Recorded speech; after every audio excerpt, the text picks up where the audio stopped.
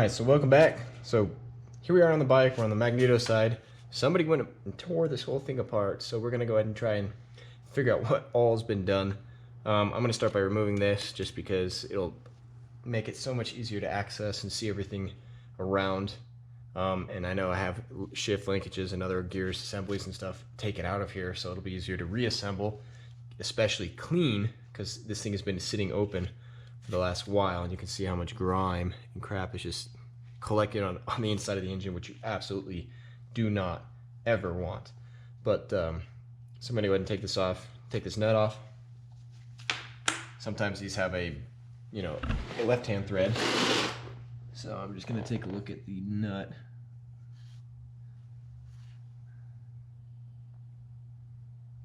I believe it's normal. We'll try. Yeah, somebody's already fiddled with this. Wasn't tight at all. And then these just slide right off, but they're held in because they're usually pressed in place. So we're going to use one of these handy dandy Harbor Freight pull kits, and they're like 15 bucks or something stupid cheap. And basically, there's always a place where you can mount your screws. So right here, I got three spots, which is perfect. And then you're just going to line it up, stick it on there, and then crank it. So hopefully this goes well. I've done this many times with snowmobiles and multiple other machines. Sometimes these things get really stuck, but honestly, they've been no match for this freaking thing. This thing is so much power that it breaks everything. All right, hook up Thor's hammer and give it a little bit of a punch, see what happens. Boom. And this had a starter clutch or something behind it. We got some parts. Spring, this and that. Okay.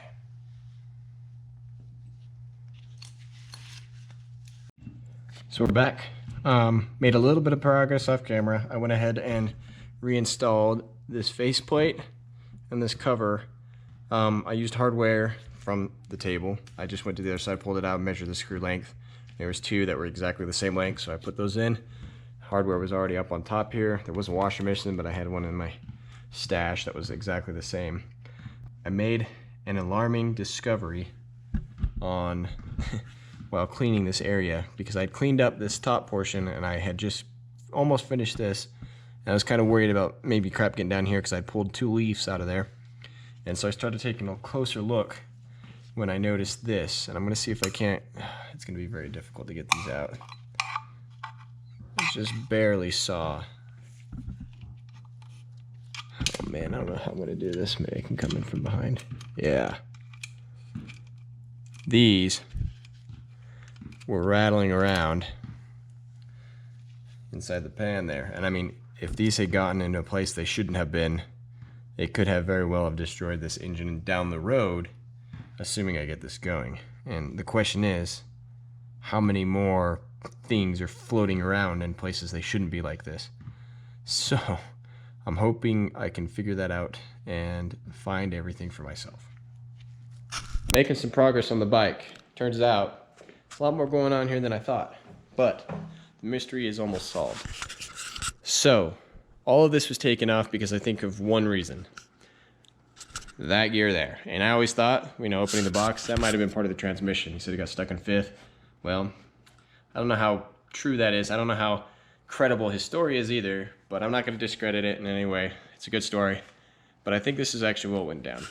So the only reason why you'd pop this section open, you'd pull this off, is to check your timing, because you have timing mark up here on this gear. It comes down to this gear. A lot of bikes have a chain that goes from the crank itself up to the camshaft. Well, this bike is a little bit different because it has a gear on top and bottom, and they are meshed together via this gear, which is then connected to the crankshaft. And it's kind of screwed up. The timing is not correct right now. And the reason why I think this is all going on is because of this gear. Now, this is the original style gear, which fits right here and connects up to the starter. This is the old style gear.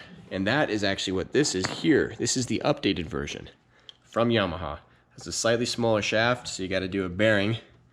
And I only had one of those, so I got to order another bearing. But this is what the new version looks like. And I think he was going to do the updated version, but messed up the timing, dropped some of the bearings or the dowels from there and lost them in the engine, and now he's freaked out and let it sit.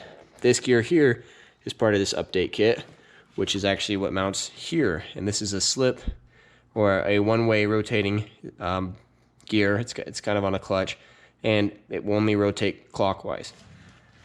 So when you're doing all of this, you have to make sure all of your timing marks line up. When you're installing these two gears, you got to put that gear on there, take that assembly out and put it in, and then you got to retime it. Well, it's not really timed properly.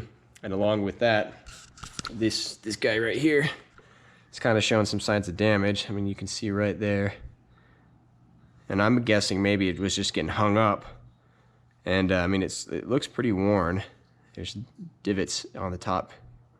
So I think it was just getting caught, probably sticking in gears. He freaked out, opened it up, figured, why don't I just go ahead and do the update? Didn't get it done right, messed up the timing, lost some parts, got discouraged, and let it sit. And then he just wants it out of his hair. So I think that's where we're at with this bike. I'm going to go ahead and finish installing the updated kit. I'm going to change out the gears. I'm going to redo the timing. I have to do the same. Well, on the other side of the engine, there's another series of gears and timing, and I got to set that, and I got to set everything to top dead center. Triple check everything is on. I'm going to pull the oil pump, and I'm going to literally remove the whole sucker and double check. I've got to find these other dowels. I don't feel good about, installing all of these parts, closing up an engine, and leaving pieces of metal floating around. That's literally going to destroy it. So I've cleaned a lot of these parts. Hopefully that's what's going on. I took off the clutch cover side and wanted to do a quick inspection of the timing on this side, and I didn't realize it, but this guy had come in here and started messing around with the timing on the entire engine. So I'm going to start from scratch. I'm going to pull all the guide tensioners, and it's going to start over because he's come in here and made some marks with like some Sharpie on like the clutch and here and this, that. I don't think he had any idea what he's doing. So now I've got to go through, and I'm just going to start from point zero. All right, next thing we're going to do is we're going to bore scope it because I'm a little bit, worried that there might be other materials kind of hanging around in there. I don't want there to be extra dowels floating around in the engine. So I'm going to go ahead and take this little bore scope, and I'm going to take a look just right here in the main area. Try to keep it out of the oil. And as we can see, there are no dowels just sitting around. See if I can check over here. Nope. Not on that side. Let's check on this side.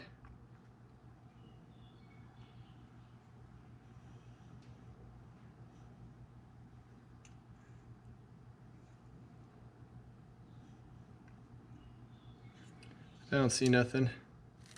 That's a good indicator. So there might not be up down in here. That hole is supposed to be there. Here's the bottom of the crankshaft. You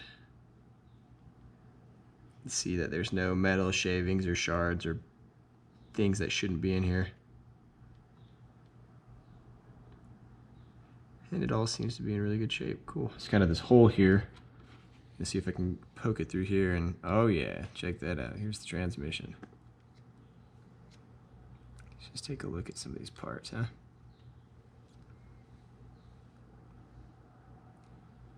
This is the shift drum. These are the forks. They're still in their spots, which is good. See it coming across. Oh, here we got some of the gears. I don't see any broken teeth or floating parts, which is great. See if I can get back here and check these ones. Yep, looking pretty good so far. I wish I could look down below, but I doubt I could get it in there. Let's see if we can see what's in here. Just another compartment with no dowels floating around. So what I'm going to do is I'm going to bend this Hopefully we can get a downward look. They're like a leaf. Come on, son.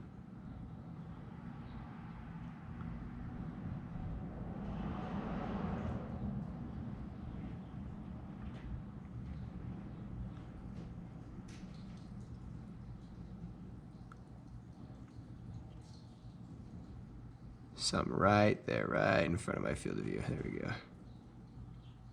Okay, well, I'm not seeing any like metal dowels.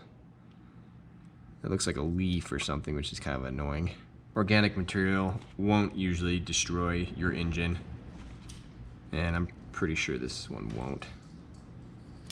Looks pretty saturated. Here's the bottom corner. Yep, nope, nothing there.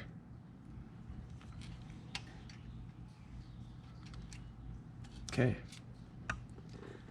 Looking pretty freaking good. So now you know, now I know, now we both know that we don't have a bunch of crap floating around inside of our engine. So I'm gonna go ahead and plug the oil pump back in and probably try and reset the timing and go from there.